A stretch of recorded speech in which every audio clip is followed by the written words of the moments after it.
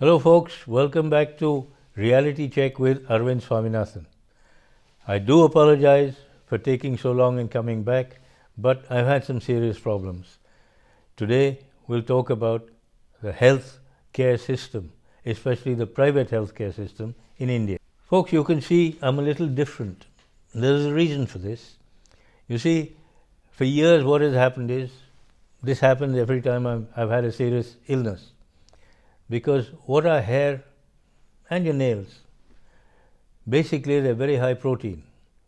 And if you keep shaving, you're cutting off that growth all the time and it's growing back quickly. All that protein, which your body needs for recovery, is now being thrown out. Hence this. Whether you like it or not, I'm sorry, you're stuck with it for a while.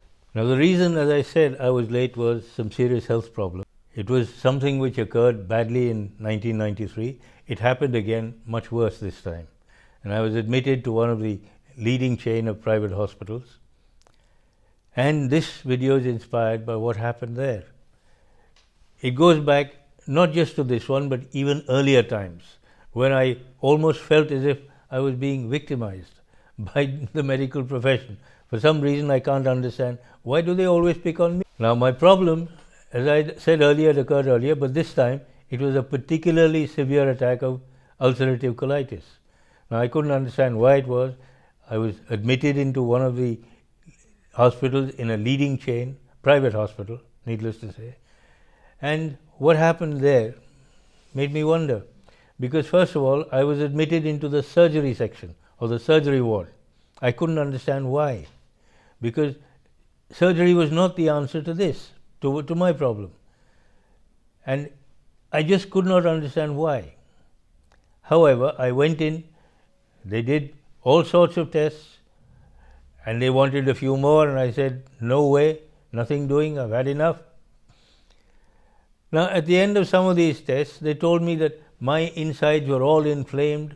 1.5 meters of my intestinal tract was so horribly inflamed that they might have to do surgery, at which point I said, no way, are you going to operate on me? Now, this went on for a couple of days, and they kept saying inflammation, until the day I asked them, is it inflammation or dilation? The moment I used the word dilation, the doctor seemed to understand no further things about operations. They began to understand all this, but what they did was, they just wouldn't give me the sort of medicine to make it any easier. And they wouldn't do anything to bring the dilation down. Because dilation is done with using medicines and it has to be reversed. If not, all sorts of silly things happen. Now, with all this going on, I began to suspect all the silly things which I'd heard. Inflated bills, huge bills, taking you for a ride and taking you for all the money they can get out of you. This started going through my mind. And this is normal commercialization of everything. Especially when most of them knew or seemed to know that I was a gastro case, not a surgery case. Now, once that happened, they began to get a little worried. They shifted me at my request to another room. No more talk about surgery, but it's just that the treatment given did not alleviate the problem. It just made it worse. Now, this problem, colitis, is what happens at a later stage of a more common problem, which is hemorrhoids or piles. And piles is a direct cause of overeating on wheat gluten. This is a problem which millions of people suffer from, not just in India, but also in Europe and the US, because the new varieties of wheat are very high in gluten. The old varieties were 6 to 8, 9% protein, which is wheat gluten. Today's varieties are 14 to 16%. Now, we think this is a great thing, very good, balanced, more protein, so it's better for you and so on. But unfortunately, most of us are not capable of handling this high level of gluten. That is where all this comes out. Now, it is something for conjecture. Do doctors understand this or not? Because if they did, why is there such a huge market for your your gels and your tablets and such treatment, and even surgery for hemorrhoids, when it is actually a dietary problem, not a medical problem. Why did I wonder? Why was I in surgery? Because this is not a surgery problem, it is a dietary problem. Now, how I managed to get this, I can't understand, unless some of the proprietary brands of cereals that I was eating, instead of corn, for instance, may have had wheat, which is the only thing which I can understand.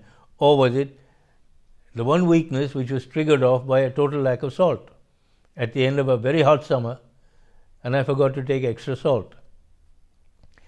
Now, once we understand all this,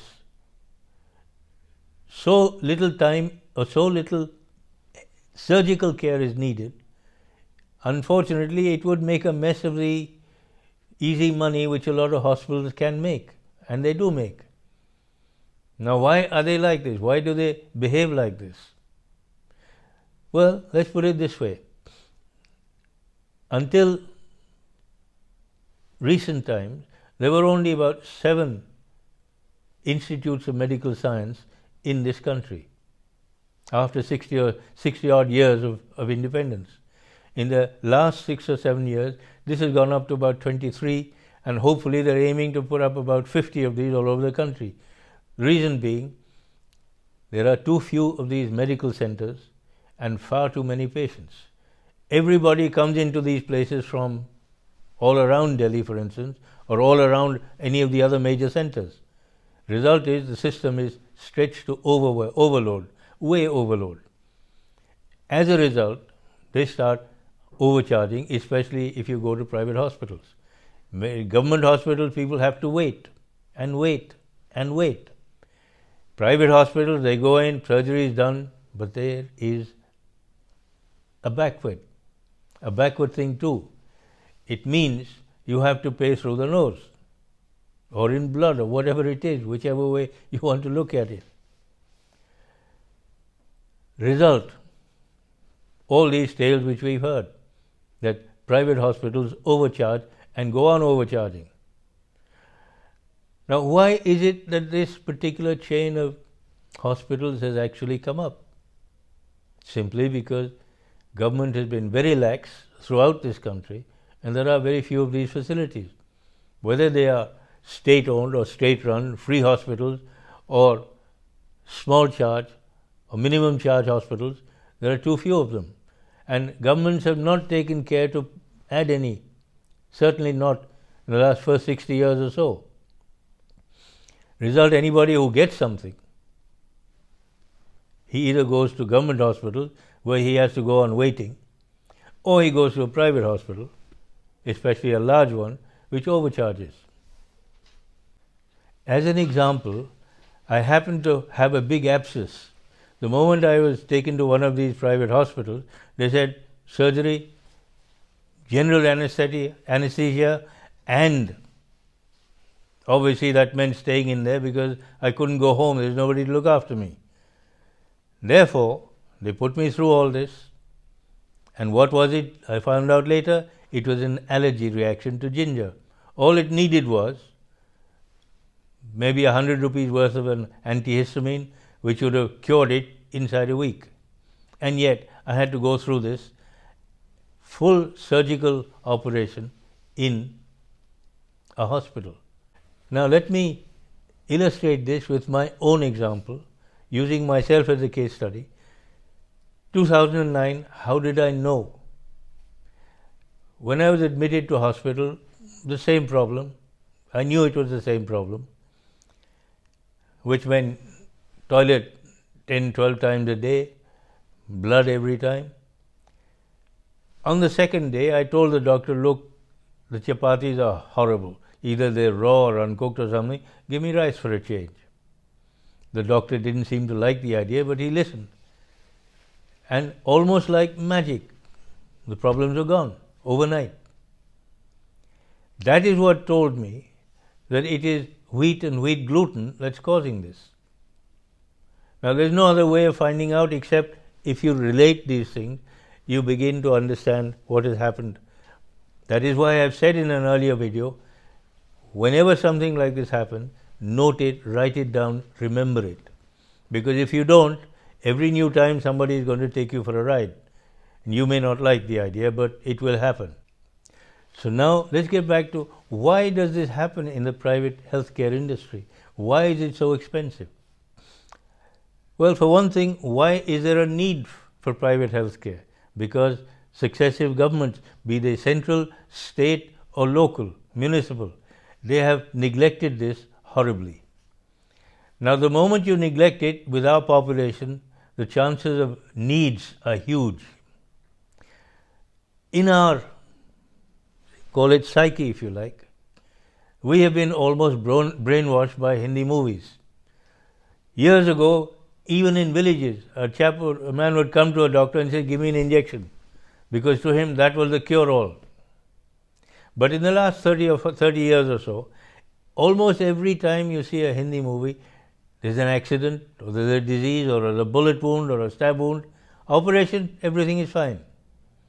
Result, people expect operations. Now, if you go on expecting operations for every little thing, you think of the strain it puts on the existing medical facilities, which, to say the least, are very rudimentary, or way below what we really need.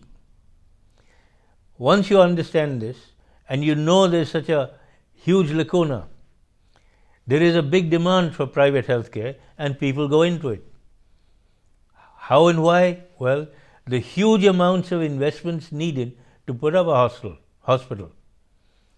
I mean, a 150 to 200 bed hospital, how much would it need? 400 to 500 crores to set up, get all your facilities in there, the machinery, the investigative machinery, the operating theatres, the beds, the staff, the air conditioning, the doctors, the nurses, the surgeons, you name it, and the medicines, plus the OPD section. Now, once you understand why do people go in for this, there is so much money that they put in, they're not going to do it just for, out of being helpful to the people. If they put in money, they expect a lot of money to come back out. It's a business, nothing short of it. And once you begin to understand that it is now a business, you begin to understand why people charge so much, especially the private hospitals. Plus, why do they always go in for operations? Because we've got it at the back of our minds, operation means you get cured. What we don't understand is, as I found in my own case, people expect operation, but my case did not need any operation. So why was I in the operating ward? In fact, one of the doctors there asked me, "What are you doing in this ward? You're a gastro case, not a surgical case. Why are you in the... You should be in the gastro ward." This is because, obviously, because so much has been invested, the doctors are so much more highly paid than in government hospitals. They are on targets, just like any company, whether they are sales reps or salesmen or what have you, they all operate on targets. Now, these doctors obviously also are on targets. They must do so many operations every day. If they don't, where does the money come from? So, unless governments, be they state, municipal or central, they put up medical facilities to cope, you will have this. There's no getting away from it. And wherever you are, if you have any way of getting around this or getting hold of the authorities to take note of this and do something, please go ahead. COVID-19 has already set the trend. There are many more medical facilities today than there were before COVID-19. But it's not just COVID-19, there are a whole lot of other problems which need to be looked at. Now, if nothing is done about it, we go back to the same thing. Private trade will fleece the public. Because the private trade is in it for the money. It's a business. It's not an altruistic performance that, okay, we must give back. Very few people do that. They can't afford to when their own money is involved. Well, folks, please take care of yourselves. Getting sick in this country is a very expensive hobby. Now, whether you go into a public hospital or a private sector hospital, which may be large or small, it's still an expensive business. Always take a second opinion. It doesn't matter which one you go for a second opinion, but always take it before you commit. Also, please don't take silly risks, like don't drive when you're drunk, otherwise you'll end up for an operation. I hope you've enjoyed this one because it is important for all of us. May I wish you a very, very happy New Year. Please take care of yourselves. God bless. And I'll try and do one video every month because, well, I don't want to lose touch with you folks. Thank you very much for listening. If you've liked it, please press the like button and the subscribe button. Don't forget that. That's very important. And as I said earlier, may I wish you a very happy New Year.